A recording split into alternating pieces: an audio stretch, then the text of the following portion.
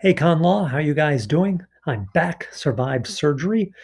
Yes, so far so good, relatively pain-free, so that is good. Sorry about the hat. One of the things is I can't take a shower for 24 hours, get my knee wet. So yeah, I haven't bathed in a while, so I got a good funk probably going on right now. So it's a good thing we're doing this remote learning, and you don't have to smell me. So there's that. But yeah. Um, Joke of the day. An independent university study has found that the leading cause of cancer in laboratory rats are scientists. Yeah, think about that one for a second. Yeah. Okay. Um, so on kind of a side note, a little bit here is that our country's going through some stuff here, and so I know many of you. I mean, those of you that are seniors, you had US2 last year. Those of you that are in US2 now, right? We've looked at some trying times here in our country, right?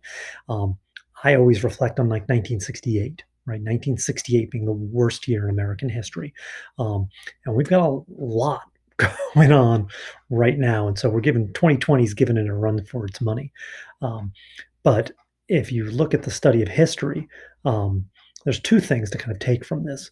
One is this issue of racism is something that hopefully you've learned through your time here. Is not something that's brand new, right? And nor is it something that's going to be solved tomorrow. Um, but it's systemic, and hopefully from your learnings and starting in middle school, and here through high school, US1 and US2 and whatnot, and through what you've been reading in English class, um, you'll see that by learning these and by educating them, by talking about these things, and having your eyes open to these things, and be willing to learn this stuff, and um, kind of see, for yourselves what's going on and form your own opinions. Maybe, just maybe, yours can be the generation that kind of like puts a pretty big dent into this problem. Um, it's going to take a lot. It's a heavy lift, but it's something we all need to be cognizant of and all need to be working on. Um, so to do now for on Monday, I thought it was kind of interesting looking at the legal. I mean, we're a constitutional law class, right? And that is that idea of qualitative immunity, is something that the Supreme Court's going to take up. There's a case actually from Georgia of a police officer that on a call to a house fired two shots at a family dog to try to silence a dog and actually hit a child. Um, and of course, that case took the officer to court. The officer was found innocent, right, based on this premise. And there's a potential for the Supreme Court to take that case. So there's a possibility here that you might get some legal changes, right? And from what you guys were writing about, most of you kind of say that there's a need for this type of protection. There's a need for protection for law enforcement. I mean, it's the most stressful job on the planet. They have to make quick decisions, and they have to know that in the back of their heads that if I truly believe what I'm doing is right, that the government's got my back.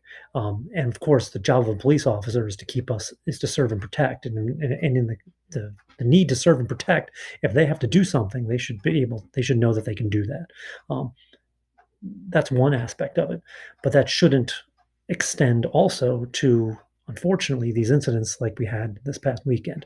Um, where is that serving, and how is that serving, and how is that protecting? Um, and so that line, there has to be a line there somewhere. Um, what that is, hopefully, the Supreme Court can come to some answer to that, and then maybe with that, then maybe we can find some solutions there.